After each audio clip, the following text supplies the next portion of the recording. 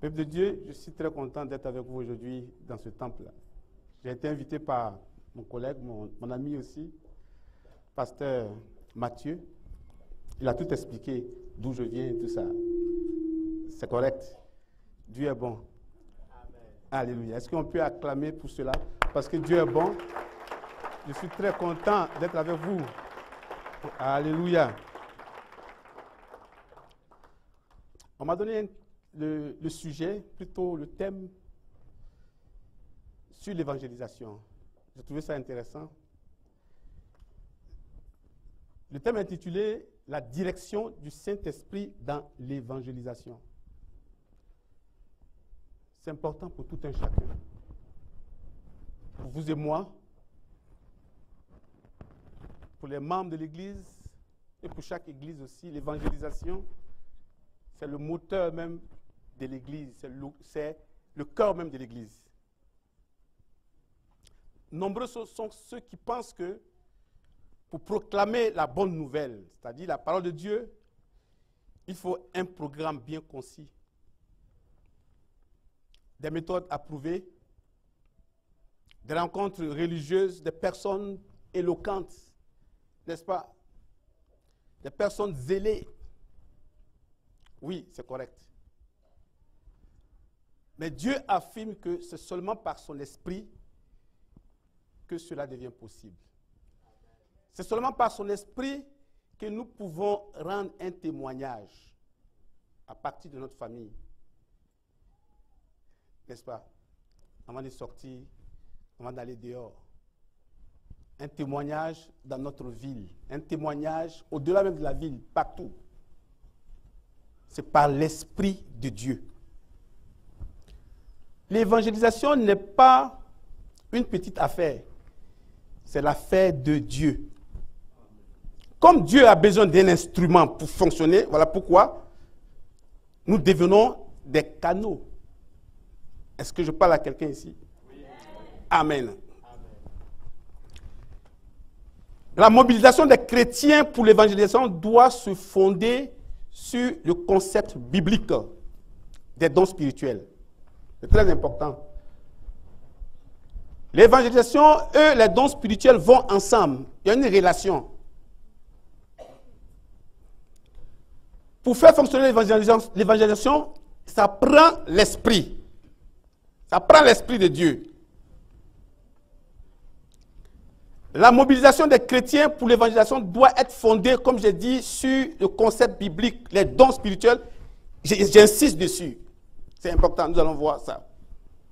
Qu'il y a vraiment un lien pour évangéliser. Comme j'ai dit, c'est une affaire de Dieu. C'est une affaire divine. Donc ça relève de l'esprit. Ça relève du Saint-Esprit. N'est-ce pas? L'évangélisation est comme une guerre, n'est-ce pas? Une guerre des territoires. Une guerre, une bataille spirituelle contre les dominations, contre les autorités, contre les forces sataniques. C'est ça la réalité dans l'évangélisation. Nul ne peut prétendre qu'il a ce pouvoir-là de combattre les forces diaboliques, n'est-ce pas? Si le Saint-Esprit n'agit pas. C'est une réalité. Je dirais même que c'est dangereux. Il faut que Dieu cautionne cela. Par son esprit, tu peux vaincre les dominations. Amen. Tu ne peux pas vaincre les dominations par ta propre force. Non, pas par ton propre zèle. Mais c'est par la puissance du Saint-Esprit. Dites avec moi, la puissance du Saint-Esprit. Saint-Esprit, Esprit de Jésus, remplis-moi de toi et de ta puissance. Amen. Vous savez pourquoi je dis au Saint-Esprit, remplis-moi de toi, pas seulement de la puissance, mais de toi, c'est très important. Il faut être rempli de l'Esprit. En étant rempli de l'Esprit, on fait des grandes choses. Il y a une différence entre la puissance du Saint-Esprit et la présence de Dieu. Amen. Hein?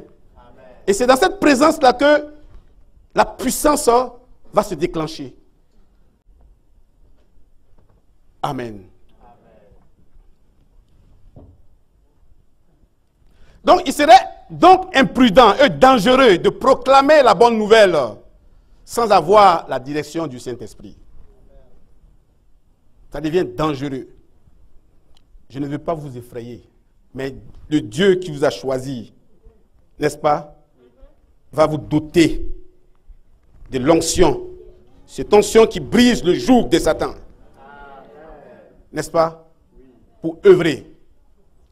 Jésus ne disait-il pas aux 70 disciples qu'il les envoie comme quoi des agneaux au milieu des loups?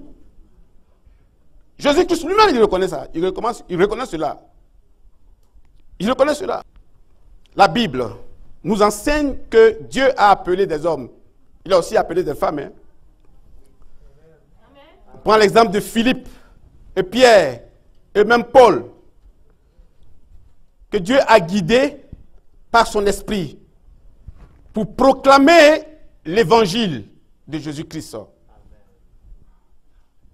Ce même Dieu-là, s'il l'a fait pour Paul, pour Pierre, sache que ce Dieu-là peut faire aussi pour toi comme ça. Est-ce que tu es la peuple de Dieu?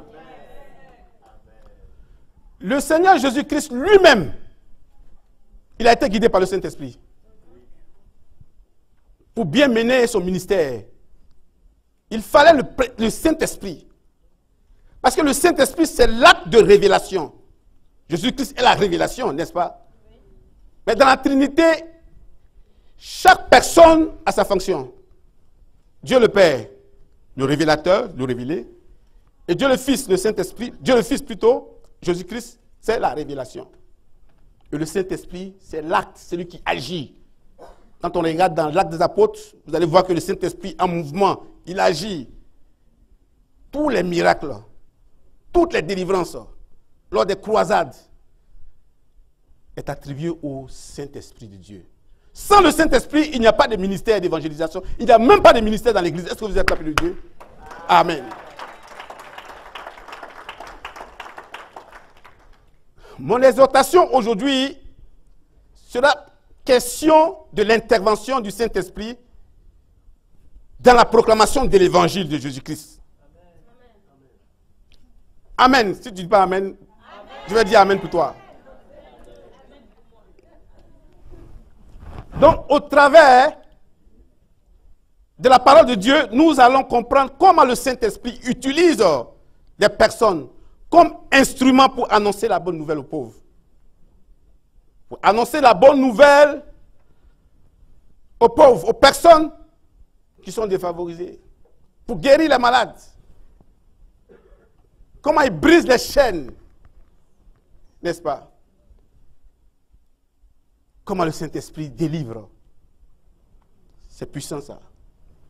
Il délivre même les aveugles. Il délivre même les gens qui sont enchaînés par le diable. Parce que l'onction du Saint-Esprit, c'est cette onction qui brise le joug de Satan. Est-ce que vous êtes la peuple de Dieu? Dieu agit toujours dans l'Église. À plus forte raison dans l'évangélisation. Parce que dans l'évangélisation, on va dans un autre territoire. Amen. Il y a deux royaumes. Le royaume de Satan et le royaume de Dieu. Je vois l'évangélisation comme l'immigration. N'est-ce pas? Amen. Hein? Il y a deux royaumes, comme deux pays. Nous, les chrétiens, nous devons favoriser quoi? L'immigration, c'est-à-dire vers le royaume de Dieu. Est-ce que vous êtes là? Est-ce qu'on peut acclamer pour ça? Alléluia.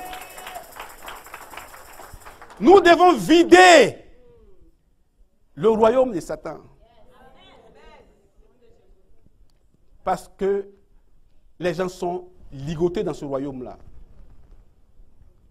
Ces personnes pensent que le joug est léger. Non, c'est un joug qui est apparemment léger, mais qui est en réalité très lourd. L'évangélisation. Satan est un esprit. Donc, il est difficile, il est dangereux aussi, en tant que croyant, d'aller combattre Satan. Ça ne fonctionne pas. Ce n'est pas la même dimension. Ce n'est pas la même dimension. Il est esprit, il a de la puissance, il faut le reconnaître. Mais la puissance de Dieu est plus élevée que la puissance de Satan. Est-ce que vous êtes appelé de Dieu?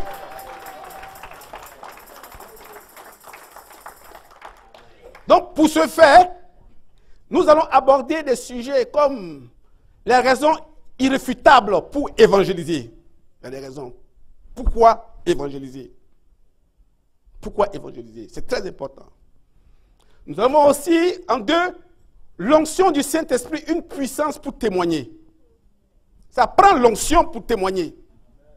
Amen. Hein? On ne le fait pas par nos propres forces, mais on le fait par la force, par la puissance de Dieu. Or, pour avoir la puissance de Dieu, il faut la personne de Dieu, c'est-à-dire la présence de Dieu. Est-ce que vous êtes l'appel de Dieu? Conseil, il ne faut jamais suivre, courir derrière la puissance, parce que la puissance peut te détruire toi-même. Amen, amen, amen, amen. Sans la présence. Lorsque Dieu est là, sache qu'il va te oindre, qu'il va te donner l'équipement qu'il faut. N'est-ce pas? Alléluia. Et tu vas œuvrer dans la présence de Dieu, parce que la présence te protège. Est-ce qu'on est l'appel de Dieu? Amen. Hein? Et nous allons voir enfin l'intervention du Saint-Esprit dans l'évangélisation. L'intervention, comment le Saint-Esprit intervient, comment il agit dans l'évangélisation. Alléluia. Amen. Donc, avant d'entamer ces sujets-là en profondeur, essayons de définir qu'est-ce que c'est l'évangélisation pour être au même niveau. Qu'est-ce que c'est l'évangélisation? Qu'est-ce que c'est évangéliser? L'étymologie du mot évangélisation vient du grec évangélion, qui désigne évangile. L'évangile. L'évangile signifie la bonne nouvelle. La bonne nouvelle. Effectivement, c'est une bonne nouvelle. Amen.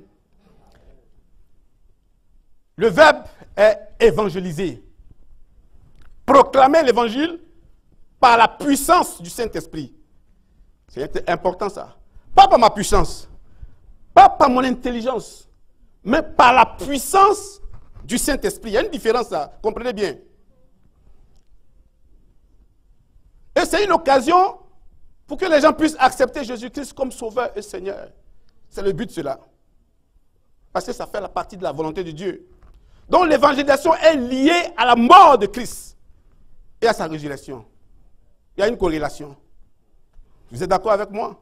Si vous êtes ici, c'est parce que Christ est mort sur la croix de Golgotha. C'est parce que Christ a dépouillé les dominations, les autorités. Il les a livrées publiquement en spectacle. Et il nous a donné la victoire sur la croix. Est-ce que vous êtes l'appel de Dieu? Amen. Hein?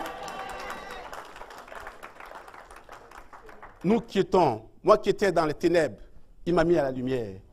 C'est un témoignage, ça. C'est très important. Jésus-Christ est bon. J'ai mon témoignage ici. Il s'appelle Alexandre. Voilà ici. Est-ce qu'on peut l'acclamer un peu pour le Seigneur? C'est grâce à lui que je suis venu au Seigneur. Posez-moi la question, comment ça se passe, pasteur? C'est mon fils. Alléluia. Je n'avais pas de relation avec Jésus-Christ. C'était difficile pour moi. Ma vie était entremêlée. Est-ce que vous êtes là, peuple de Dieu? C'était très, très, très difficile. Et à l'époque, j'étudiais à l'université de Laval. Et 3 ans après mon arrivée ici, c'était vraiment un combat pour moi. J'étais menacé aussi, spirituellement. Ça, c'est mon témoignage, ça. Alléluia. Et à l'époque aussi, ma femme était enceinte d'Alexandre. Quand je dis que j'étais menacé spirituellement, c'est une réalité. Le témoignage est long, je vais raccourcir ça parce que c'est à cause du temps. Et l'enfant est venu grand prématuré. Mais moi, je n'avais jamais connu ça. Grand prématuré, il était à l'hôpital de Montréal pour enfants. Il est resté là-bas pendant 7 mois. Je vous dis 7 mois. 7 mois. Et à l'époque, on habitait à Longueuil. Imaginez. Pas de travail difficile. Amen. J'étais en fin de section. Je n'avais pas de travail. C'était tellement difficile. En plus, menacé spirituellement. C'est long l'histoire. Il fallait courir à tout moment. N'est-ce pas? Pour aller voir cet enfant à l'hôpital, avec la maman aussi. Vous savez, à l'hôpital, il y avait plusieurs enfants aussi. Il était à côté d'un enfant aussi, une femme qu'on s'est habitué à elle. Ils avaient les mêmes problèmes, mais l'enfant est parti. Je vous raconte cette histoire-là. Pour moi, dans mon fond intérieur, c'était vraiment une tribulation. C'était vraiment difficile, plus que le mot difficile. Je vous dis 7 mois à l'hôpital. Pour ceux qui connaissent bien Montréal, Longueuil-Montréal, ce n'est pas une petite affaire, c'est long. Il est le 4e, j'en ai 6. Ça a été vraiment difficile, ça a été vraiment un combat. Ça a été vraiment un combat pour moi, un combat. Mais avant cela, j'étais à l'université Laval, je faisais mon doctorat, PhD à l'université, je n'avais pas terminé. Tout ceci est venu s'ajouter dessus. J'avais les tribulations à gauche, à droite. C'était vraiment difficile, je vous dis, difficile. C'est ainsi que je me suis beaucoup intéressé au Seigneur. J'ai un ami qui m'invitait, à tout moment il me parlait de Jésus-Christ. Ça m'énervait. Je voulais le gifler un jour. Parce que moi, j'allais à l'église catholique. Je portais l'étiquette catholique, j'allais à l'église catholique comme je voulais. Mais à tout moment, va dans mon église, mais toi là, moi aussi, viens sur moi. Mais le jour que le problème est arrivé, le jour qu'on nous a envoyé à l'hôpital, et on dit son cas là, c'est fini là. À qui je vais m'adresser? C'est là.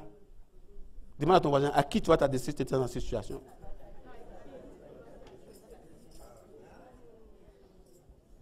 Il y a un seul sauveur. Est-ce qu'on est la peuple de Dieu? Il y a un seul sauveur. Les situations impossibles, il renverse ça, ça devient une situation possible. Est-ce que tu es la peuple de Dieu? Ou la médecine dit non, lui il dit oui. Est-ce que tu es la peuple de Dieu?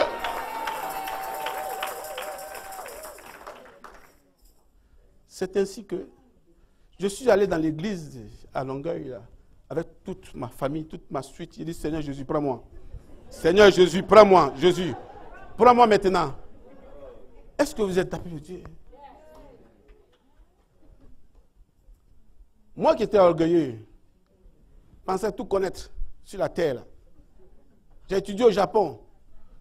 Je me suis dit, j'ai plein de diplômes. Mais tout ça, c'est du rien, c'est rien. Enfin, vanité, je vous dis ça. Est-ce que vous êtes appelé de Dieu? C'est vanité, c'est vanité, c'est vanité.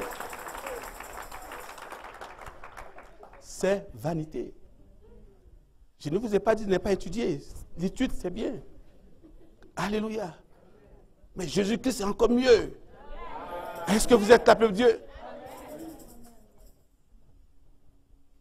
Et dans l'église, je suis rentré dans l'église, le pasteur était étonné. J'étais même plus instruit que le pasteur. Alléluia. Amen. J'ai déposé mon orgueil devant l'église, la porte de l'église.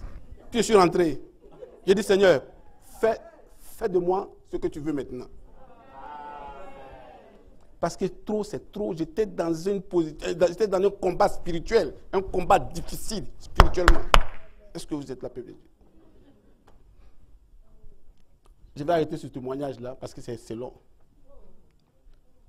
C'est comme ça qui a fait que je suis rentré dans le Seigneur. Je cherchais maintenant la guérison de ce monsieur-là. Alléluia.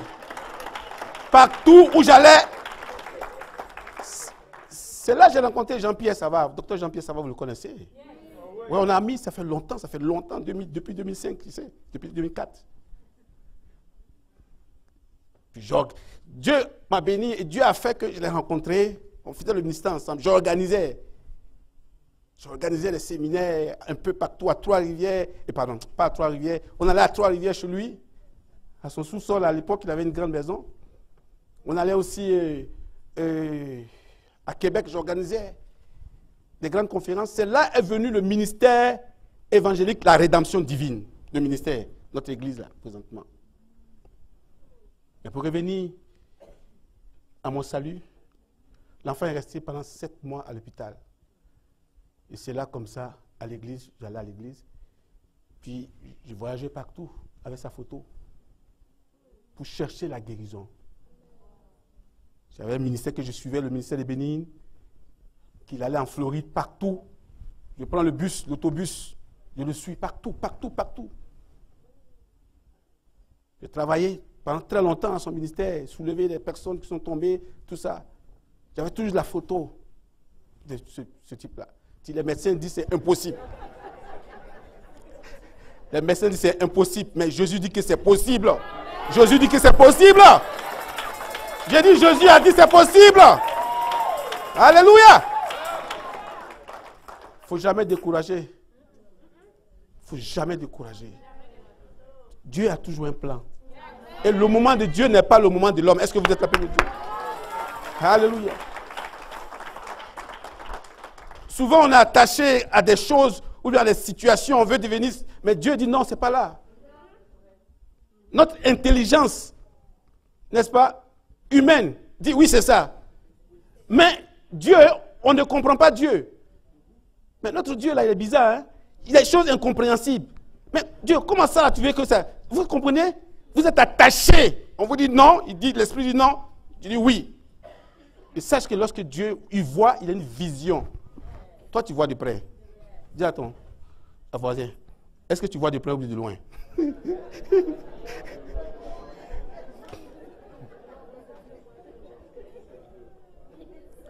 Donc, l'évangélisation, c'est l'Église en action pour le Seigneur. L'Église en action pour le Seigneur. Je connais bien mon sujet. Je sais de quoi je parle. Parce que mon témoignage, là, m'a amené à être évangéliste. Le pasteur m'a vu comme ça à l'église. Il m'a dit, toi, là, tu seras l'évangéliste de l'église. J'ai dit, ah, mais moi, je ne connais rien. J'ai fait quoi? Moi, je viens chercher le salut de ma famille et puis la guérison, et tu me donnes une charge. C'est quoi ça? Qu'est-ce qu'il dit? J'ai dit, ah, votre église, là, c'est comme ça. On entre net, là, on met la charge sur toi. Alléluia. Alléluia. Et je suis resté par la grâce de Dieu dans l'église. J'ai commencé à travailler avec le pasteur, on faisait tout. Jusqu'à un jour, n'est-ce pas, j'ai commencé à évangéliser maintenant. On était à Longueuil, dans les métaux. Quand l'enfant est sorti, j'étais tellement content. On commençait la cellule de prière à la maison avec sa permission. Et les gens venaient à Longueuil, là, comme ça, ils venaient. Il y avait des délivrances. Dieu se manifestait, l'Esprit de Dieu. Wow! J'avais coupé avec tous mes amis, toutes les amitiés indésirables. Allez-y, allez-y, allez-y. Allez-y vite, allez-y, allez-y, allez-y, allez-y. Alléluia. Parce que tant que ces amitiés indésirables sont là, tu ne peux pas progresser. Tu es en train de monter, ils sont en train de tirer en bas. Est-ce que vous êtes appelé de Dieu? Alléluia.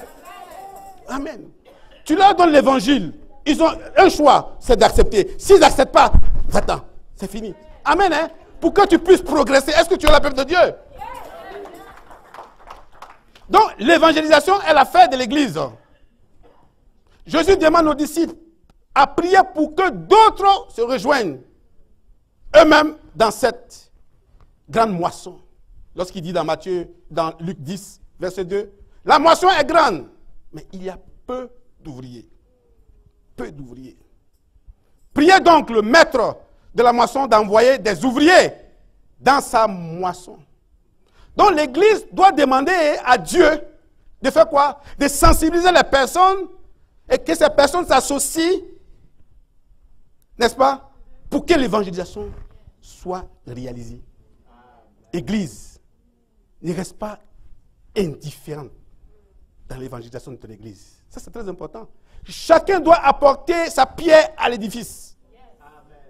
Je vous ai dit que ce n'est pas votre propre force, mais c'est la force de qui? Du Saint-Esprit. C'est l'onction de l'Esprit qui évangélise réellement. Mais Dieu t'utilise comme un canal privilégié pour sa gloire. Est-ce qu'on est là, peuple de Dieu? Amen. Je veux bénir quelqu'un aujourd'hui ici. Alléluia. Dieu t'a mis à cœur de travailler dans l'église comme évangéliste ou dans les faits de l'évangélisation. On n'a pas besoin d'être, comment dirais-je, d'avoir le titre d'évangéliste. Amen. Hein? Pour dire que je vais évangéliser. Non. Parce que tous sont appelés aussi, n'est-ce pas, à faire l'évangélisation. Parce que l'Esprit distribue les dons à qui il veut. Amen. Mais si tu demandes ça avec un bon cœur, un cœur repentant, le Saint-Esprit va jouer. Il va jouer son rôle. Parce que le Saint-Esprit agit. Amen. Hein? Les gens sont tellement restés dans l'église qu'ils ne comprennent même plus, ils ne voient même plus la puissance du Saint-Esprit. Le Saint-Esprit agit dans ta vie. On dit le vrai bonheur, on l'apprécie lorsqu'on l'a perdu. Tu es dans le bonheur. Si tu quittes cette zone-là, tu vas voir de quoi il s'agit. Amen. Hein? Donc, reste où tu es pour progresser. Amen. Hein? Reste où tu es pour que Dieu puisse continuellement t'utiliser. Alléluia. Amen.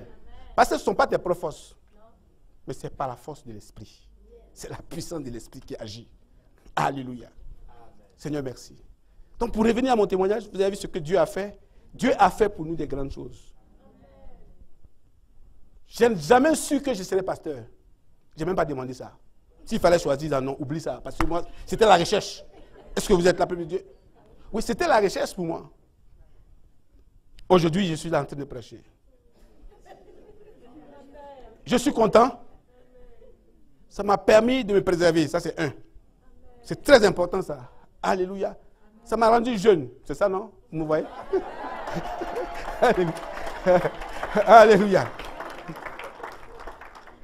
Voyons maintenant la raison irréfutable pour évangéliser. Je veux dire, pour évangéliser, c'est un ordre. Tu n'as pas besoin de discuter. Quand on te donne un décret, le gouvernement te donne un décret, est-ce que tu peux discuter pour ça? Si tu es chrétien, si tu prends Jésus comme sauveur, il y a beaucoup qui prennent Jésus comme sauveur, hein? Il y en a plein dans la réalité. Il y a moins qui le prennent comme quoi? Seigneur. Parce que le Seigneur, c'est le maître. Il faut le suivre. Le maître est trop compliqué. Il passe, ah non, c'est trop difficile ça, non? Ben, comme sauveur, quand tu as des bobos, Jésus. Quand tu n'as rien, Jésus, oh! Est-ce que vous êtes la peuple de Dieu? Sauveur et Seigneur doivent s'équilibrer. Est-ce que vous êtes la peuple de Dieu? Alléluia. Amen. Hein? Dis avec moi, Jésus, tu es mon sauveur. Tu es aussi mon Seigneur. Tu es plus que mon Seigneur. Envoie-moi. Tu as dit à ton voisin, tu as dit envoie-moi. J'ai entendu.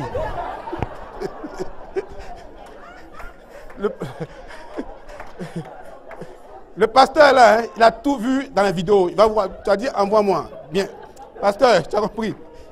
Alléluia. Donc c'est un ordre du Seigneur lui-même. Donc lorsque le Seigneur parle d'aller évangéliser, c'est la grande commission.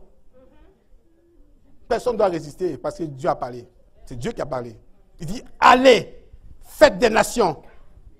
Matthieu 28, 18 et 19. Allez, faites de toutes les nations des disciples. Les baptisant au nom du Père, du Fils et du Saint-Esprit. Et enseignez-leur à observer tout ce que je vous ai prescrit. Tout ce que Jésus a prescrit. N'est-ce pas? Parce qu'il est avec nous tous les jours. Donc c'est la volonté de Dieu que l'évangélisation se réalise. Parce que l'intention de Dieu, n'est-ce pas? Que tout le monde soit sauvé. N'est-ce pas? Donc Dieu a besoin des instruments. Il peut le faire seul parce qu'il est Dieu. Mais il a besoin de notre participation, de notre concours pour pouvoir agir. Mais tu es assis à l'église, tu ne bouges pas. On dirait que tu es cloué ou bien c'est collé. Est-ce que vous êtes appelé à Dieu? Il faut bouger. Lève-toi un peu, c'est décollé. Dis c'est décollé, dis c'est décollé, c'est décollé. Il faut bouger, il faut bouger. Il faut bouger, il faut bouger. Il faut bouger. Alléluia. Il faut bouger. C'est de la volonté de Dieu que tous soient sauvés et parviennent à la connaissance de la vérité. Parce que Jean 3,16, au verset 17, Dieu en effet n'a pas envoyé son Fils dans le monde pour qu'il juge le monde. N'est-ce pas? Mais pour que le monde soit sauvé. Pour que le monde soit sauvé. Pense aussi à ta famille. C'est important. Pense aussi à tes amis. C'est important. La plupart des temps, nous sommes égoïstes, n'est-ce pas? Pourquoi? Tu es égoïste, pas nous. Tu es égoïste parce que le salut là, tu penses que c'est pour toi seulement. Tu es assis sur le salut là, puis tu respires.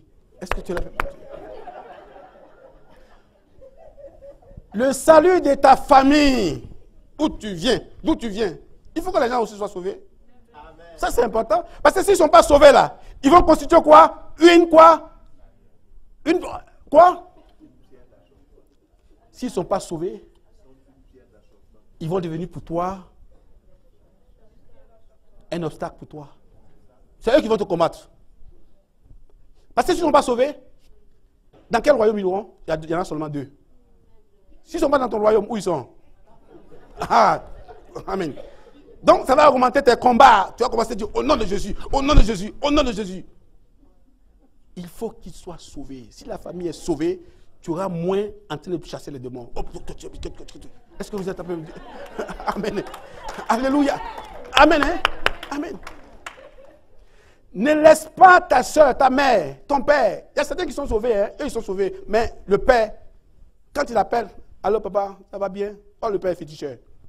Est-ce que vous êtes un peu plus? Toi tu es sauvé, prêche l'évangile, proclame l'évangile. Dans la sagesse, bien sûr. Et demande au Saint-Esprit de toucher le Père. Amen. Parce que s'il ne touche pas, lui, quand il t'en va, il commence à faire ses affaires là, contre toi. Et toi, tu le vois en songe. Tu es en train de taper. Tu es en train de... Tu te fatigues. La meilleure des choses, si ma famille est sauvée, ça fait le bonheur. Ta famille est sauvée, là, la ville peut être aussi sauvée. Tu peux même aller aux extrémités de la terre. Est-ce qu'on peut acclamer pour ça aussi? Alléluia. Merci Seigneur. Alléluia. Voyons maintenant l'onction du Saint-Esprit qui a une puissance pour témoigner. Ça prend la puissance pour témoigner. Je vous ai dit. Alors comment obtenir la puissance? Ce n'est pas la présence de Dieu. C'est important. Si tu veux obtenir la puissance de Dieu, je parle de la puissance de Dieu parce qu'il y a beaucoup de puissance. Satan aussi a de la puissance. Il donne aussi de la puissance. Il élève aussi. Est-ce que vous êtes là? Il fait aussi du ministère. Parce que Satan, c'est le singe de Dieu. Quand Dieu fait ça, lui, il fait ça aussi. Est-ce que vous êtes là? Mais il fait ces choses à l'envers. Est-ce que vous êtes là, peuple de Dieu? Amen. Hein? Alléluia. C'est une photocopie renversée. Est-ce que vous êtes... Oui, remarquez ça et puis vous voyez. Alléluia. Il a les disciples. Il a les disciples. Il a même les disciples dans l'église. Est-ce que vous êtes là, peuple de Dieu? Est-ce que vous êtes là, peuple de Dieu? Amen. Hein? Donc, il joue son rôle. Pourquoi il est dans l'église? Parce que c'est Satan, c'est l'esprit de Satan qui est rentré dans Judas. Vous vous souvenez? Dit l'esprit de Satan est rentré dans Judas. Comment ça se fait que Judas, qui est proche de Jésus-Christ, et Satan a réussi à rentrer en lui? Vous comprenez, peuple de Dieu? À plus forte des raisons qu'il ne peut pas être dans l'église. Mais si l'église prie, lui-même, il va partir. Amen. Est-ce que vous êtes le peuple de Dieu? Alléluia. Parce que la puissance du Saint-Esprit est plus forte que la puissance de Satan. Ça, c'est important. Et surtout quand il y a l'unité dans l'église, parce que l'unité va déclencher, est-ce que vous êtes là, un mouvement de puissance dans l'église. Mais plus il y a la division et la peur, ça entraîne quoi? La défaite. C'est ça. Quand le troupeau est divisé, il y a des groupes. Moi, je suis de tel groupe. Par affinité. Moi, je suis de tel groupe. Je suis de tel groupe. C'est la division qui commence. Et où il y a la division, l'Esprit de Dieu ne règne pas. Donc, c'est les stratégies utilisées par Satan, le diable, pour pouvoir diviser. Il divise pour mieux régner. Amen. Hein? Il vous met dans une course au leadership pour pouvoir bien régner. Est-ce que vous êtes là, Dieu? Mais réfléchissez, et dans la prière de l'unité, il y a toujours la victoire. Il y a toujours la victoire. Est-ce que vous êtes là? Il y a toujours la victoire. Parce que lorsqu'une église prie dans l'unité, les forces des ténèbres au niveau du territoire sont dérangées. Est-ce que vous êtes la peuple de Dieu? Les dominations sont dérangées. Ne pensez pas seulement que vous êtes une entité spirituelle ici. Il y a d'autres aussi entités spirituelles. Il y a d'autres entités spirituelles aussi. Qui arrivent même à utiliser même la Bible. Je vous ai dit, Satan c'est le photocopie. Qui arrivent même à utiliser notre Bible là, mais d'une façon renversée. Amen, amen, amen, amen. Le royaume, c'est une réalité. C'est une réalité, hein. Merci Seigneur. Donc, on ne peut pas parler d'évangélisation sans évoquer la puissance du Saint-Esprit. Ou l'onction qui brise le joug. C'est l'onction qui brise le joug. Dis avec moi, l'onction brise le joug. Seigneur, augmente ma foi et que ton onction soit sur moi pour que les âmes soient libérées au nom de Jésus. Amen.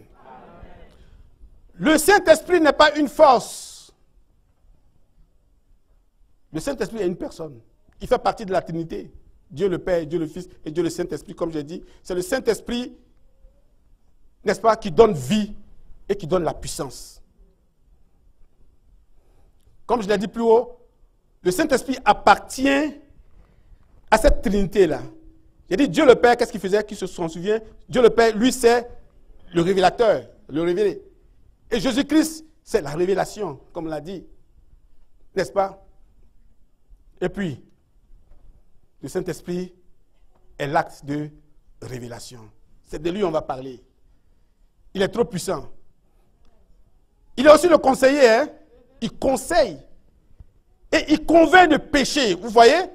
Donc il agit dans l'évangélisation. Si tu fais l'évangélisation sans ton association, sans prier, parce que c'est une affaire spirituelle, comme j'ai dit, toute affaire spirituelle, il y a des esprits. Il y a des esprits qui sont en jeu. Il y a des esprits qui sont présents. Donc il faut prier, confier, n'est-ce pas, cette œuvre-là à Dieu. Confier cette œuvre à Dieu. Et Dieu va gérer avec ça. Dieu va gérer avec ça. Donc l'esprit en tant que conseiller est impliqué dans l'évangélisation. Il convainc de péché. Jean 16, verset 7 à 9. Qu'est-ce qu'il dit? Au verset 8, il dit, quand il sera venu, je parle du Saint-Esprit, il convaincra le monde en ce qui concerne le péché. Donc c'est lui qui nous convainc du péché. C'est très important de suivre cela dans l'évangélisation. Quand on évangélise, quand on parle avec des gens, c'est l'esprit, n'est-ce pas, qui les convainc. C'est l'esprit qui agit. Parce que c'est sa fonction. Le Saint-Esprit dans l'évangélisation maintenant, c'est important ça. C'est la puissance, par la puissance du Saint-Esprit que nous témoignons les grandeurs de Dieu. C'est par la puissance du Saint-Esprit que nous pouvons atteindre le monde avec l'évangile. Je le répète, ce n'est pas cette puissance-là que Dieu agit dans les peuples. Est-ce que vous êtes le peuple de Dieu? Donc, cette puissance de l'esprit est nécessaire car nous sommes dans un combat spirituel pour les âmes. Amen, j'insiste encore dessus. C'est le Saint-Esprit qui dirige l'évangélisation. Voilà maintenant son implication dans la proclamation de l'évangile. Comme je disais plus haut, l'évangélisation c'est un affrontement de puissance. Quand on évangélise là, vous ne voyez pas, mais ceux qui discernent là, qui voient dans le spirituel, c'est, comme je dis, affrontement contre les puissances des ténèbres. Imagine, tu vas dans une zone où tu veux arracher des gens qui sont déjà possédés, qui appartiennent, où Satan a mis leur sceau dessus. Ça lui appartient. Et toi, tu veux dire, tu viens chercher, va dans le royaume de Dieu. C'est pas facile. C'est pas facile, hein? Vous savez, non? Alléluia. Donc, par la puissance de Dieu, si Dieu nous assiste, c'est possible. Alléluia, c'est possible. Donc, deux royaumes sont en compétition. Le royaume de Satan et le royaume de Dieu. Donc, évangéliser, c'est favoriser la migration des personnes emprisonnées dans le royaume de Satan. aller vers le royaume de Dieu. Alléluia. Amen. Parce que Dieu nous transpose du monde des ténèbres vers le monde de la lumière en Jésus-Christ. En lui, nous avons la rédemption. Alléluia. Seigneur, merci. Regardez un peu ici pour voir la puissance du Saint-Esprit. Jésus-Christ, il confie une mission difficile à 70 disciples et il va leur donner le pouvoir. Je vous ai dit, quand Dieu vous confie une œuvre, c'est que Dieu il calcule, il a tout calculé déjà pour toi. Donc n'aie pas peur, vas-y. N'aie pas peur, mais ce n'est pas avec ta force, mais c'est la puissance de Dieu. N'est-ce pas? Dieu va t'animer. Dieu, il sait tout. Tout a été fait déjà. Il connaît. Il connaît ton appel. Il sait déjà qui tu es. Alléluia. Amen. Hein? Donc, Jésus a préparé ses disciples-là à une mission d'évangélisation. Il les avertit pourtant de la dangerosité de cette mission. Lorsqu'il dit,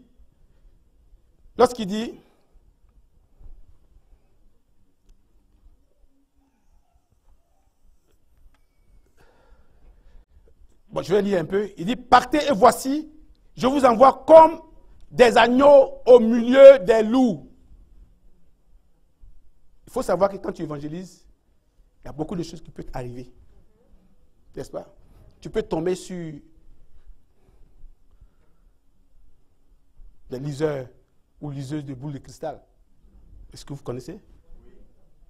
Tu peux tomber sur des gens qui font l'astrologie, qui font la numérologie, qui font la cartomancie. Tu peux tomber sur les Africains, tu peux tomber sur quoi? Les féticheurs, les marabouts. N'est-ce pas? Ce sont aussi des instruments, mais les instruments de Satan. Vous comprenez? Et lorsque Satan les anime, et que toi, tu n'as pas l'esprit en toi, l'esprit de Dieu, et tu le fais pour toi-même, pour te plaire toi-même, pour attirer la gloire de Dieu sur toi-même, imaginez ce qui peut arriver. Est-ce que vous êtes... Parce que eux, l'esprit qui est en eux, là, ce n'est pas un esprit gentil, hein? Ce n'est pas le Saint-Esprit. C'est un esprit quoi? Ah, vous avez compris. C'est un esprit méchant. Parce que l'esprit méchant est là pour faire du mal. C'est un esprit du mal. Donc, il faut être équipé, bien équipé. Écoutez l'enseignement de l'Église et soyez unis pour une bonne évangélisation. Alléluia. Amen. Parce que Jésus a dit, après cela, le Seigneur désigna encore 70 autres disciples et il les envoya 2 à 2 devant lui dans toutes les villes et dans tous les lieux où lui-même devait aller. Et il dit après, la moisson est grande, mais il y a peu d'ouvriers. Priez le maître de la moisson d'envoyer des ouvriers dans sa moisson. N'est-ce pas? Mais il les avertit aussi, il dit, priez et voici, je vous envoie. Voici ce qui va arriver. Donc il a averti. Heureusement qu'il a averti. Et au verset 17 qui est important pour moi, il dit, les 70, n'est-ce pas? Revinrent avec joie. Ils sont revenus avec joie. Qu'est-ce qu'il disait? Il dit, Seigneur, les démons même nous sont soumis en ton nom. C'est fort ça. Les démons nous sont soumis, la soumission des démons.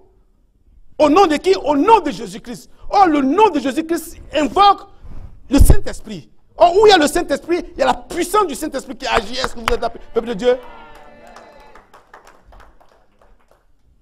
Donc, il leur donne, il leur délègue le pouvoir pour agir en son nom.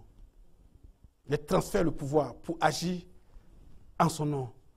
Parce que Jésus-Christ sait que c'était une œuvre difficile. Une œuvre pas aisée. De nos jours, est-ce que tu peux, on te dit d'aller évangéliser, tu peux le faire? Tu peux le faire? Dans ton travail même, tu es le plus païen là-bas. Est-ce que vous êtes appelé de Dieu? À l'église, là, tu es celui-même qui est zélé. Est-ce que vous êtes appelé de Dieu? Mais au travail, tu restes muet. Bobo, tu es muet. Est-ce que vous êtes appelé de Dieu? Il faut agir. Ne change pas d'identité. Alléluia. Reste avec l'identité du Seigneur. C'est comme ça que le Seigneur te voit. Mais si tu portes double max, ce n'est pas bon. La façon que tu es zélé dans l'église, là, sois zélé aussi dans la rue. C'est là l'évangélisation. Amen. Hein? Invite des gens. Je t'ai dit que ce n'est pas ta force. Fais ta partie. Et le Saint-Esprit va agir. Fais ta partie. Donne la carte. Parce que cette carte-là, elle est ointe. Et l'Esprit de Dieu va jouer. Amen, amen, amen, amen, amen. Parce que des gens meurent. Les gens sont languissants. Ils sont abattus. Ils ont trop de problèmes. Le monde, il y a trop de problèmes. Des problèmes qu'on ne peut pas résoudre. Mais les hiérarchies les plus élevées en dignité ne peuvent pas résoudre ces problèmes-là. Est-ce que vous êtes un peu mieux? Chacun a son problème. Alléluia. Mais avec la prière, c'est lui qui résout tous les problèmes. Il s'appelle Jésus. Lorsque tu frappes à la porte et tu pries, tu pries. Continue de prier, même si la réponse n'est pas favorable. Est-ce que je parle à quelqu'un? Est-ce que j'ai dit? Continue de prier, même si quoi? Si la réponse n'est pas favorable. Parce que tu t'adresses à une personne divine. Tu t'adresses à un Dieu. Si ce n'est pas favorable, il sait pourquoi. Il sait pourquoi est-ce que tu es l'appel de Dieu. Parce que, de toute façon, Dieu fonctionne. Nous, c'est difficile de comprendre. Je tape, je frappe. Il ne répond pas. Je frappe, il ne répond pas. Puis tu t'énerves. Il ne faut pas t'énerver. Dieu, c'est la patience. Avec Dieu, il faut être patient. S'il n'a pas ouvert cette porte-là, il sait pourquoi. Il sait que s'il ferme cette porte-là, c'est bon pour toi. C'est bon pour toi. Il sait pourquoi il l'a fermée. Parce que s'il ouvre cette porte-là, qu'est-ce qui peut arriver? Tu peux même perdre ta vie. Ce n'est pas toutes les portes qui sont bonnes. Lorsque tu es avec Dieu, il faut savoir comment il fonctionne. Toutes les portes sont fermées. Mais il laisse une porte pour toi. Avec le temps, tu sauras de quoi il s'agit. Moi, les portes m'étaient fermées. Les portes étaient fermées pour moi. Il a laissé une seule porte. Il avait fermé toutes les portes. Il a laissé juste une seule porte pour moi. Il dit, mon fils, c'est cette porte-là. C'est la Bible qui est là-bas. Va chercher ça. Alléluia. Amen. Hein? Et cette porte-là, aujourd'hui, là, c'est les fruits. C'est les fruits. Je suis heureux. C'est ça. J'ai le bonheur en Christ. C'est important. Hein? Il faut avoir le bonheur en Christ. Tu peux avoir tous les biens du monde. Mais si tu ne dors pas, si dans la nuit tu te réveilles 6 fois en train de penser à quelque chose, c'est que c'est grave pour toi. Est-ce que vous êtes peuple de Dieu? Amen. Amen. Si tu n'as jamais connu des ronflements, amen. Hein? Tu veilles à tout moment, il faut changer de maître. Ça veut dire que le maître, ton maître là, ce n'est pas le bon. Est-ce qu'on peut acclamer pour Jésus pour ça? Alléluia. Merci Seigneur. Voyons maintenant la prêche de Philippe en Samarie. Acte 8, versets 1 à 8. C'est intéressant. Ceux qui connaissent Saul, la Bible nous dit, Saul avait approuvé le meurtre d'Étienne. Il y a eu ce jour-là une grande persécution contre l'église de Jérusalem. Et tous, excepté les apôtres, se dissipèrent dans les contrées de la Judée et de la Samarie. Verset 2. Des hommes pieux ensevelirent Étienne et le pleuraient à grand bruit. Verset 3. Saul, de son côté, il ravageait l'église. Pénétrant dans les maisons, il arrachait hommes et femmes et les faisait jeter en prison. Il faisait jeter en prison. Et la Bible nous dit, au verset 4, ceux qui avaient été dispersés allaient de lieu en lieu, annonçant la bonne nouvelle de la parole. Vous voyez, l'église, on ne peut pas toucher à l'église. L'église est intouchable. Plus tu persécutes l'église, plus tu persécutes l'église, c'est là l'église grandit. Est-ce que vous êtes l'appel de Dieu? C'est complexe ça. Plus l'église devrait arrêter parce qu'on me persécute. Au contraire, plus on persécute l'église, donc Dieu permet ce plan-là d'arriver, n'est-ce pas? Parce qu'il cautionne cela. Comment ça se fait que Étienne qui adore Dieu, il a été, comment dirais-je, éliminé? Comment on peut comprendre ça? Mais dans la pensée divine, Dieu sait ce qu'il fait. Est-ce que vous êtes là? Souvent, on voit des choses, On pense que ce n'est pas normal. Mais la norme, c'est quoi, dis-moi? Qu'est-ce que tu appelles normal? La norme, là, c'est par rapport à quoi? Dieu est le législateur. Un législateur, c'est celui qui fait les lois. Et il est aussi à la fois juge. Donc, s'il juge que ce qu'il a fait est normal, on doit prendre ça comme ça. Amen. Hein? On doit prendre ça comme ça. Est-ce que vous êtes l'appel de Dieu? Alléluia. Merci Seigneur. Merci Seigneur. Verset 6. Les foules tout entières étaient attentives à ce que disait Philippe. Lorsqu'elles apprirent et virent les miracles qu'il faisait, que Philippe faisait, car des esprits impurs sortis de plusieurs démoniaques, en poussant des cris, des grands cris, et beaucoup de paralytiques et de boiteux furent guéris. Amen. Alléluia. Amen. Vous comprenez ici, le Saint-Esprit agissait. Ce n'était pas Philippe, au fait, qui guérissait. Est-ce que vous êtes appelé de Dieu? Oui. C'est l'Esprit de Dieu qui guérissait. Philippe était quoi? Il était juste un canal. Juste un instrument. Donc, quand on regarde sur le récit là, la persécution contraint la plupart des chrétiens à quitter Jérusalem dans ce récit-là. Ils ont quitté Jérusalem, ils ont fui. Il y a certains qui sont rendus en Judée et d'autres en Samarie. Mais ça faisait partie du plan de Dieu. Je prends l'exemple très simple dans la Bible. La crucifixion de Jésus-Christ. Dieu avait accordé ça parce que ça faisait partie de son plan. Mais humainement, une vue humaine de l'histoire, pour les profanes, on va penser que oui, c'est un malfaiteur qu'on a puni. C'est par sa mort que nous avons la rédemption. Par sa persécution sur la croix, ses maîtresses, nous avons la guérison. Donc c'est des grandes bénédictions, n'est-ce pas? Donc la logique de Dieu n'est pas notre logique. Arrêtez maintenant de comparer notre logique à la logique de Dieu. Est-ce que vous êtes... Parce que tout ce que Dieu fait est bon. Tout ce que Dieu fait est bon. Souvent, on peut rester dans notre zone de confort. Tu restes dans ton zone de confort. Dieu peut inspirer ton patron, même s'il est païen, à te persécuter. Tu as trop duré ici, tu es trop vieux ici. Il faut sortir un peu. Est-ce que vous êtes... Amen. Hein? Ça va t'amener à quoi? À prier.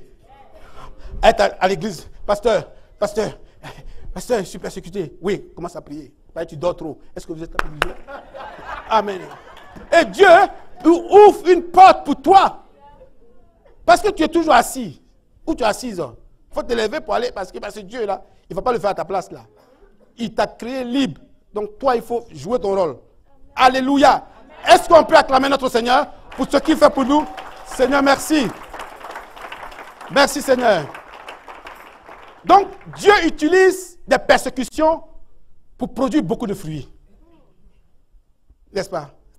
Ta vie est ainsi faite. Il y a des challenges. Dieu va te prouver dans les situations. Il faut accepter. Tant que tu seras avec lui, tu es dans son plan. Tant que tu seras avec lui, tu es dans son quoi? Qu'est-ce que je dis? Tu es dans son plan. Donc, reste dans ce plan-là. Que la situation est favorable ou la situation est quoi? Défavorable. Reste dans son plan. Merci. Et puis, loue l'Éternel. Tu dis, Seigneur, envoie encore. Rends difficile les coins. Seigneur, encore. Amen. Alléluia. On n'adore pas Dieu pour être béni. Je vous dis ça, c'est important. Hein? On n'adore pas Dieu pour être béni. Il y en a beaucoup qui viennent à l'église pour venir chercher, résoudre un problème. Mais Dieu, il n'est pas intelligent. Il n'est pas intelligent. Donc tu vas rester longtemps là. Tu seras disciple de Christ. Tu seras disciple de Christ. Alléluia. Dieu agit parce qu'il sait. Il nous a créés pour qu'on puisse l'adorer. Donc, les bénédictions sont les fruits de notre adoration. Est-ce que quelqu'un a compris ici? Est-ce que quelqu'un a compris ici? Alléluia. Il faut louer Dieu. Il faut adorer Dieu. Alléluia. Parce qu'il sait, plus tu bénis Dieu, plus tu adores Dieu, les bénédictions vont venir comme ça. Les bénédictions vont suivre ton adoration. Les bénédictions vont suivre ton adoration. Les bénédictions vont suivre ton adoration. Est-ce que tu es la peuple de Dieu? C'est un Dieu miraculeux. J'attends, Dieu n'a rien fait pour moi. Ouais, Dieu, il dure. Non, c'est toi qui dure. Lui, Il est toujours à l'heure. Parce qu'il connaît ton programme. Il connaît ton agenda. Il connaît ton agenda. Est-ce que tu es la peuple de Dieu? Dis Seigneur, agis maintenant dans ma vie. Seigneur, agis maintenant dans ma vie. Au nom de Jésus-Christ. Merci Seigneur. Merci encore. On va terminer. Philippe et la conversion de l'eunuque. Éthiopien. Voilà encore, le Saint-Esprit va jouer. L'Esprit de la rédemption va jouer. L'Esprit de Dieu va jouer. L'Esprit qui a ressuscité Jésus-Christ de Nazareth va jouer. L'Esprit qu'il a baptisé dans le Jourdain va jouer. Vous voyez, c'est le même Esprit. Il agit, qui accompagnait Jésus-Christ partout. Il allait dans les villages, dans les villes, partout. Il guérissait les malades, faisait les miracles. Il nourrissait les gens. Tout cela à cause de quoi? De la puissance du Saint-Esprit. Le Saint-Esprit ne se fait pas voir, n'est-ce pas? Mais il en a rien. Il demande un instrument. Veux-tu être un instrument de Dieu? Il demande un instrument. Un instrument pour sa gloire. Pour sa gloire. Est-ce que tu peux accepter la gloire de Dieu? Remettre la gloire au Seigneur? Si tu peux l'accepter, Dieu va te choisir. Tu dis, Seigneur, je reconnais que toute la gloire te revient. Je reconnais que toute la gloire te revient. Seigneur, merci. Le problème de l'homme, lorsque tu commences à monter, tu commences bien, et lorsque tu es près du plafond, c'est-à-dire le ciel, tu es prêt à toucher, tu veux te comparer à celui qui t'a fait monter. C'est ça, tu es monté avec l'escalier, non? Lui, qu'est-ce qu'il fait? Il enlève l'escalier là, c'est tout.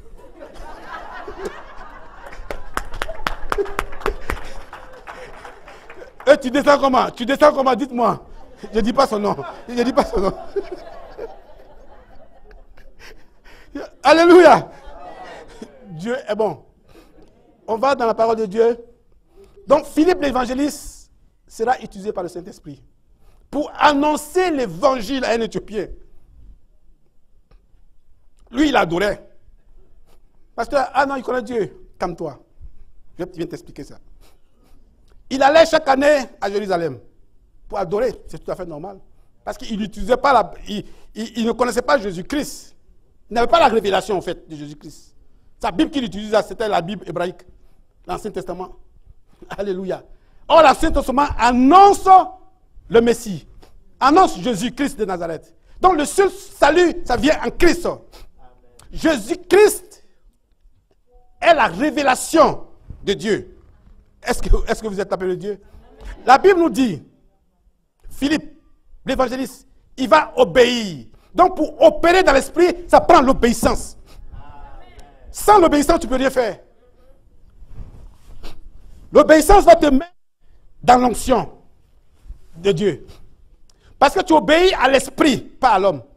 Je parle de l'esprit ici. Le Saint-Esprit te donne la conviction. Il te parle. Il a plusieurs façons de parler. Hein. Il peut te parler dans les songes prophétiques. Il peut te parler ou dans la parole même, ou révéler. Il peut te parler, n'est-ce pas, dans la bouche d'un pasteur. Pourquoi pas? Avec la prédication. Il peut utiliser un prophète pour te parler aussi. Il peut te parler aussi dans les visions. La Bible nous dit, dans Acte 8, à partir du verset 26, un ange du Seigneur s'adressait à Philippe et lui dit, lève-toi, va du côté du midi sur le chemin qui descend de Jérusalem à Gaza. Celui qui est désert, un endroit désertique comme ça, Seigneur, tu m'envoies là-bas. Ça, c'est difficile, hein? Si tu n'as pas l'obéissance, tu ne pourras pas aller. Quand Dieu te parle, et tu as la conviction que Dieu te parle, même si ça ne fait pas ton affaire, il faut le faire parce qu'il sait pourquoi il te le dit. Mais souvent l'Esprit nous parle, on dit non, c'est Satan, au nom de Jésus, tu es brisé. Parce que ça ne fait pas ton affaire. Ça ne t'arrange pas, hein? Tu fais comme tu joues au sou, non, je n'ai pas compris. Est-ce que vous êtes appelé Dieu? Parce que ça fait ton affaire. Si ça fait ton affaire, dans 10 ans, 15 ans, ça peut te porter préjudice. N'est-ce pas? Dieu, il a la vision. Il a la vision. Vision, c'est qu'il voit loin. Nous, on voit près. À court terme. Alléluia. Il appelle son serviteur. Philippe, il dit, lève-toi et va du côté du midi sur le chemin qui descend à Jérusalem, à Gaza. Mais qu'est-ce que Philippe avait? Verset 27. Philippe se leva et partit.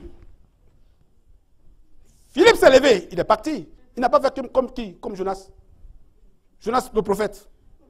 Si le prophète savait l'Esprit de Dieu avec lui, n'est-ce pas? Si le prophète sait que c'est un ambassadeur de Dieu, on l'envoie à Ninive, il va faire. Il refuse. Il prend le chemin contraire. Ça, c'est la désobéissance. Ça. La désobéissance a des conséquences. La désobéissance attire la quoi? Malédiction. La désobéissance récompense la malédiction. Est-ce que vous êtes un peuple de Dieu? Et c'est très important. Hein? L'obéissance récompense la bénédiction. Le contraire de malédiction, c'est quoi? C'est la bénédiction. Le contraire de malédiction, c'est quoi? C'est bénédiction. Le contraire d'obéissance, c'est désobéissance. Dieu te met aujourd'hui, obéis ou tu désobéis. Vous allez choisir quoi? Presque toute la salle va dire, je choisis quoi? Obéissance. Ça ne vient pas comme ça, c'est trop facile, c'est trop cheap. Ça ne vient pas comme ça. Ça vient avec les situations où tu te vois confronté, où tu dis ça là, je préfère prendre l'autre, ne pas obéir Dieu parce que ça m'arrange. C'est ça qu'il s'agit. Il ne s'agit pas de prendre, tu appuies sur comment on appelle ça, le bouton obéissance ou bien désobéissance. Il ne s'agit pas de ça. Il s'agit de te mettre dans l'épreuve, de vivre l'épreuve. De vivre l'épreuve. Si Dieu te dit, mon frère, retourne en Afrique. Là, tu vas dire, c'est Satan qui t'a parlé. Hein? Alors qu'il t'a donné toutes les preuves. Alors qu'il t'a donné toutes les preuves. Là, tu vas commencer à faire sortir tes armes maintenant au nom de Jésus. Dieu ne parle pas comme ça. Mais s'il dit ça, c'est qu'il a mis tout. Il a mis tout. Il a mis tout. Il a mis tout. Est-ce qu'on peut acclamer encore? Il a mis tout. Il a mis tout pour toi. Il a mis tout. Alléluia. Alléluia. Alléluia. Quand Dieu dit des choses, il sait de quoi il s'agit. Il est fidèle. Il dit à Philippe, lève-toi. Et là, ce qu'il a dit à Philippe, je me demande si Philippe savait de quoi il s'agit. Tu vas comme ça, comme une brebis. Tu t'en vas, parce qu'il a dit. Et la Bible nous dit, au verset 27, Philippe se leva, un voici. Wow. Quand il dit un voici, donc c'est le Dieu circonstanciel. Il crée les situations. Il sait tout ce qui se passe. Il sait tout ce qui se passe. Il envoie quelqu'un sur ton chemin pour te guérir. Il envoie quelqu'un sur ton chemin pour te bénir. Quand tu pries, Seigneur, Seigneur, j'ai pas d'argent. Seigneur, aide-moi. Seigneur, aide-moi. Dieu peut susciter le cœur de quelqu'un et t'appelle. Ma fille, ça va bien? Ah, j'ai $2000 qui me gênent depuis là. Viens chercher ça. Alléluia. Amen. Amen. Hein? Vous comprenez? Donc Dieu touche son cœur et Dieu lui donne des mots. Dieu manipule sa bouche, me dit $2000 me gênent, viens chercher ça. Il a dit déjà, la parole prend acte. Tu vas chercher les 2000. Tu dis Dieu merci. Ça c'est un exemple. Hein? Dieu te bénit, dis à ton voisin, Dieu te bénit et te bénira. Mais sois obéissant. Sois obéissant au nom de Jésus-Christ. La Bible dit, voici un Éthiopien. N'est-ce pas? Ministre de Candace, reine d'Éthiopie. En fait, c'est un Éthiopien. Pour couper court, c'est un Éthiopien. Oui. Venu où? Venu à Jérusalem pour adorer. Le mot adorer, c'est trop fort ici. C'est trop fort. Il est venu à Jérusalem pour adorer. Il a fait une grande distance de l'Éthiopie jusqu'à Jérusalem. Pour venir seulement quoi? Adorer. C'est que ça le brûlait. Ça le brûlait. Alléluia. Ça le brûlait vraiment. Mais Jésus va le rencontrer. Alléluia. On a le salut sauf en qui? En Jésus. La foi en Jésus. Alléluia. Amen, amen, amen, amen. Il continue son parcours au verset 28. Qu'est-ce que la Bible nous dit? S'en retournait, assis sur son char, et lisait le prophète Isaïe. N'est-ce pas? L'Esprit dit à Philippe. Oh, c'est ça intéressant ça. C'est beaucoup spirituel. L'évangélisation, ça prend l'Esprit de Dieu. C'est l'Esprit qui parle à Philippe. Donc si l'Esprit parle à Philippe, quelle que soit la situation, que ça soit bien pour toi, ça t'arrange ou ça ne t'arrange pas, il faut y aller. Parce que c'est l'Esprit qui a parlé. Et Philippe, il est convaincu, il a la conviction que c'est le Saint-Esprit qui parle. L'Esprit dit avance. Parce que l'Esprit, il sait les choses d'avance. Il connaît les choses d'avance. Pourquoi un prophète parle de la parole de Dieu? Parce que ce n'est pas lui, c'est le vrai prophète. Hein? C'est l'Esprit de Dieu qui est en lui qui agit. Est-ce que vous êtes l'appel de Dieu? C'est comme ça fonctionne. Parce qu'il faut distinguer l'Esprit du prophète et l'Esprit de Dieu. Est-ce que vous êtes l'appel de Dieu? Donc lorsque l'Esprit de Dieu parle, déverse des paroles prophétiques, ces paroles prennent acte. Parce que Dieu a parlé. Il a juste utilisé la bouche du prophète. Est-ce que vous êtes l'appel de Dieu? Comme Dieu a utilisé aussi, ton ami fait sa bouche pour que tu puisses venir chercher les $2000. Amen. Amen. Merci Seigneur. Philippe n'a pas hésité. L'Esprit dit à Philippe, avance. Approche-toi de ce char. Approche-toi de ce char. Philippe, qu'est-ce qu'il a fait? Il n'a pas traîné les pas comme ça. Il dit, ce Dieu-là même, il me fatigue. Attention, quand tu murmures, Dieu, il entend tout. Hein? Il lit dans le cœur. Amen. Il m'envoie tout le temps. Il m'envoie tout le temps, c'est fatigant. Il ne me donne rien et puis il me fatigue comme ça. Est-ce que vous êtes l'appel de Dieu? Parce qu'il te laisse dans un moment d'épreuve. Il sait pourquoi. S'il t'a laissé dans ce moment d'épreuve là, c'est qu'un jour là, tu vas rire, ah mais ce Dieu là, il est puissant. Hein? C'est là que tu vas commencer à rendre témoignage. Est-ce que tu es l'appel de Dieu? Tu as dit, le Seigneur là, Dieu là, il est trop puissant. Il agit. Alléluia. Il dit à Philippe, Philippe a respecté l'obéissance. L'obéissance vaut mieux que le sacrifice. Dit, Philippe a couru et entendit l'Éthiopien qui lisait le prophète Ésaïe. Waouh!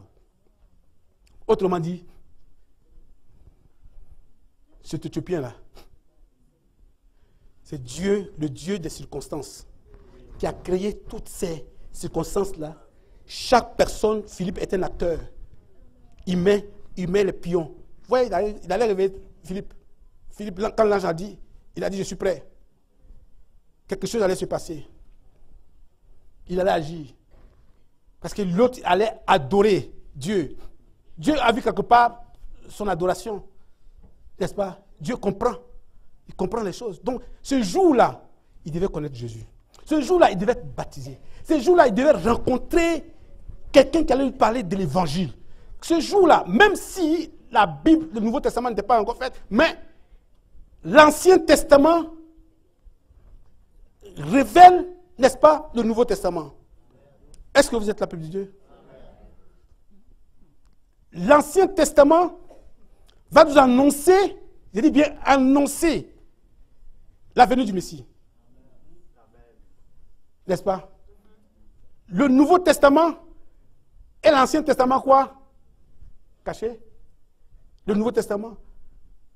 Et l'Ancien Testament, dans l'Ancien Testament, on va trouver des choses qui se répètent dans le Nouveau Testament. Ne dites pas que ouais, l'Ancien Testament est passé, je jette l'Ancien Testament. Non. Il y a un lien. Le même Dieu qui agissait dans l'Ancien Testament, c'est le même Dieu qui agit dans le Nouveau. Même malgré qu'il y a eu une période de 400 ans, je pense bien, la période intertestamentaire, Dieu était silencieux, mais il agissait. Il agissait. Alléluia. Donc c'est important. Jésus se révèle. Alléluia. Il est annoncé plus tôt dans l'Ancien Testament. Parce qu'il lisait Ésaïe. Il lui dit, comprends-tu ce que tu lis? Il répondit, comment le pourrais-je si quelqu'un ne me guide? N'est-ce pas? Et Philippe, qu'est-ce qu'il a fait? Philippe a monté et s'assoit auprès de lui, le contact. Il faut expliquer la parole de Dieu. La seule façon d'avoir le salut, ce n'est pas Jésus-Christ. Ce n'est pas Jésus-Christ. C'est le chemin. C'est la vie. C'est le chemin qui mène à Dieu. N'est-ce pas? Et nous voyons que tout va bien se passer. Ce qui est intéressant ici, là, cette eunuque-là, il est caractérisé par une grande consécration du judaïsme, comme je l'avais expliqué au début. N'est-ce pas? Le fait d'aller adorer, ça veut dire qu'il est beaucoup spirituel, on le voit. Mais Il y a beaucoup qui viennent à l'église, ils peuvent venir, mais ce n'est pas la bonne adoration. Parce que l'adoration, c'est ça donner à Dieu. L'adoration doit être un style de quoi? De vie. C'est ça, hein? Écoutez. Notre adoration qu'on donne à Dieu, ce n'est pas dans le temps, ce n'est pas limité dans le temps. C'est-à-dire, entre 12 heures, ici le culte c'est quoi?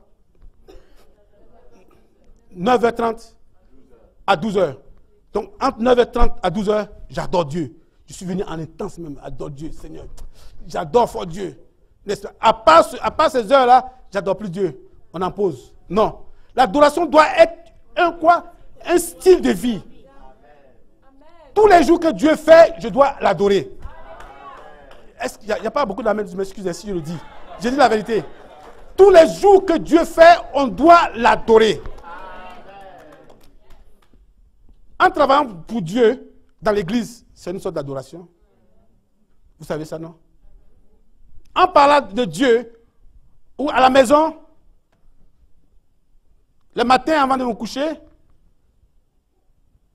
plutôt, le soir avant de me coucher, avant de te coucher, et matin, au réveil, il faut remercier le Seigneur. Il faut le remercier pour tout ce qu'il a fait et ce qu'il continue de faire pour toi. C'est l'adoration, ça. Alléluia. Mais en plus de cela, tu l'adores pour ce qu'il est. Parce que l'adoration, c'est la personne. N'est-ce pas? Donc, au verset 26, au verset 29, et verset 28, Dieu appelle Philippe pour une mission spéciale, on le voit. Dieu l'a appelé pour une mission spéciale et il a obéi à l'esprit. Il est parti. Il est parti et il a agi et il a touché l'Éthiopien. Je vais aller un peu plus vite.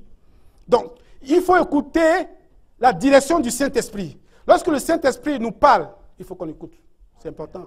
Il a parlé à Philippe et Philippe a obéi. Et Philippe va expliquer les mystères, n'est-ce pas, de la parole de Dieu, les mystères de Ésaïe, n'est-ce pas, parce qu'Ésaïe il va prophétiser, il prophétise, il parle de ce qui va arriver. Parce qu'on se trouve dans l'Ancien Testament. Donc, Ésaïe, en tant que prophète, il dit des choses qui vont arriver. Donc, ce qu'il disait, c'était en rapport avec Jésus-Christ. C'était en rapport avec le Messie. Donc, il a compris maintenant. La parole doit être expliquée. Il y a des gens qui ont toujours la Bible, mais qui n'ont pas la révélation. Il faut apprendre à étudier Dieu, la Bible. La Bible n'est pas un livre ordinaire, comme un roman, ou bien un dictionnaire Larousse. La Bible, c'est la révélation de Dieu. C'est la parole de Dieu. La parole inspirée de Dieu. Donc il faut l'utiliser, il faut essayer de comprendre, aller plus loin. Parce que Dieu va t'éclairer. Il va éclairer ton esprit. N'est-ce pas? Pour que tu puisses comprendre la révélation qui est dans sa parole. Parce que le pasteur peut faire ce qu'il peut faire pour vous. Il vous donne des grandes orientations. Mais c'est à vous, c'est à tout un chacun, pour continuer notre adoration à la maison. Amen. Alléluia. Amen. Hein? Est-ce que je parle à quelqu'un ici? Amen. Si tu es d'accord, acclame le Dieu que nous adorons. Merci Seigneur. Merci Seigneur. Alléluia. Amen. Hein? Donc, au verset 36 et verset 37, l'eunuque s'identifie à Christ par le baptême, par immersion. Ça, c'est intéressant, ça. Il a accepté de se baptiser. C'est venu de lui-même. Ce ne sont pas ses parents qui l'ont forcé, qui l'ont poussé. Vas-y. Non. C'est venu de lui-même. Parce que le salut est personnel. Quand on veut connaître la révélation de Dieu, elle est aussi personnelle. Deux personnes peuvent avoir une révélation, c'est-à-dire un réma à l'église. Lorsque le pasteur est en train de prêcher, il y a une personne, la révélation là, ça concerne sa situation qu'elle vit présentement, ce réma-là. Oh, c'est le même message. Il y a un autre là-bas qui reçoit aussi le même message, mais ça concerne une situation qu'il est en train de vivre. Donc c'est personnel. Alléluia. Marchons selon l'esprit. Soyons remplis de l'esprit. Donc l'expérience de l'Éthiopien, n'est-ce pas, m'a rappelé la conversion, mes débuts, que je vous ai expliqué dès le début. Donc pour dire que Dieu agit au moment. Et l'évangélisation doit être le moteur de l'Église. S'il n'y a pas d'évangélisation à l'Église, il n'y a rien. Tout le monde est rentré ici à l'Église soit par une invitation, c'est aussi l'évangélisation, soit par une invitation, c'est parce que les gens ont prié, il y a un groupe de personnes qui ont prié, qui ont déclaré, qui ont fait des déclarations, et l'Esprit a agi. Est-ce que vous êtes la paix de Dieu? Est-ce qu'on peut remercier le Seigneur? Est-ce qu'on peut remercier notre Seigneur? Merci Seigneur. Merci encore. On va terminer, si j'ai 15 minutes, je pense que je suis dans le temps. On finit à midi, c'est ça? Ouais. Merci Seigneur. On va terminer. Seigneur, merci encore. Voici un autre passage qui est intéressant. Les Actes des Apôtres au chapitre 2. Pierre à la Pentecôte. Il était rempli de l'Esprit. Il a prêché. Et des milliers de personnes ont répondu, n'est-ce pas, à la repentance. Ils ont été baptisés. C'est fort ça, n'est-ce pas? Paul et ses collaborateurs, Silas et Timothée, ils ont été empêchés par le Saint-Esprit. Ça, c'est un bon exemple, ça. Vous voyez, non? Ils étaient empêchés par le Saint-Esprit. Quand le Saint-Esprit les empêchait, c'est parce qu'il y avait quelque chose qui allait se passer. Comme je dis, Dieu, il n'est pas un Dieu qui se contredit. Et lorsqu'il fait une action, il sait de quoi il s'agit. Il a empêché ses enfants, n'est-ce pas, pour cette expérience-là. La Bible nous dit, il franchit, au verset 8, ils franchirent alors la Mysie et descendirent à Troas. Pendant la nuit, Paul eut une vision. Il eut une vision, n'est-ce pas? Ils allaient dans un lieu précis, mais le Saint-Esprit les a empêchés. Quand le Saint-Esprit t'empêche là, il ne faut pas discuter. Il faut écouter. Il faut écouter, n'est-ce pas? Il eut une vision. Paul eut une vision. Un Macédonien lui apparut et lui fit cette prière, n'est-ce pas, dans cette vision. Passe à Macédoine, secours-nous. Vous comprenez? Au verset 10, après cette vision de Paul, nous cherchâmes aussitôt à nous rendre en Macédoine. Obéissance, n'est-ce pas? Concluant que le Seigneur nous appelait à y annoncer la bonne nouvelle. Donc c'est une bonne expérience, ça. Lorsque Dieu te parle pour l'évangélisation, même si aujourd'hui on doit organiser quelque chose à l'église et que Dieu te parle, il y a quelqu'un qui souffre, il te donne une vision. Il ne faut pas dire non, il ne faut pas négliger, il faut comprendre la vision. Il faut comprendre la vision, il faut être sensible à l'esprit. C'est ça qui est important. Parce que souvent on a des songes qui sont prophétiques, mais on ne sait pas comment cerner ça. C'est parce qu'on dort, on finit de ronfler, bon, le songe vient, et puis bon, on ne sait pas de quoi il s'agit. Il y a des songes symboliques aussi qui sont là, et puis bon, on est un peu mêlé. On ne comprend pas le songe. Non. Soyons attentifs. Ayons le discernement. Parce que Dieu parle, il continue de parler toujours. Et lorsqu'il nous parle, nous devons discerner ce qu'il dit. C'est en discernant, le Saint-Esprit va encore nous bénir. Et dans ces songes-là, et nous allons voir ce que Dieu dit, la volonté de Dieu. Parce que la volonté de Dieu est très importante. Il faut avoir la volonté de Dieu. N'est-ce pas, peuple de Dieu? C'est beaucoup important. Alléluia. Amen. Merci Seigneur. Merci encore. Nous avons vu ce message. Père Céleste, encore, on va se lever. On va se lever, nous allons terminer. Seigneur Dieu, merci. Merci pour ce message que tu as donné. Car nous voulons recevoir la direction de l'Esprit pour évangéliser. Maintenant, tu nous as parlé de l'obéissance absolue de ta parole et de tes desseins, Seigneur. Oh mon Dieu, mon roi. Merci Seigneur, Philippe a obéi. Nous ne voulons pas être un Jonas, Père Céleste. Oh, nous voulons être un instrument pour ta gloire. Merci Seigneur. Nous voulons que Seigneur, tu sois avec nous. Alléluia.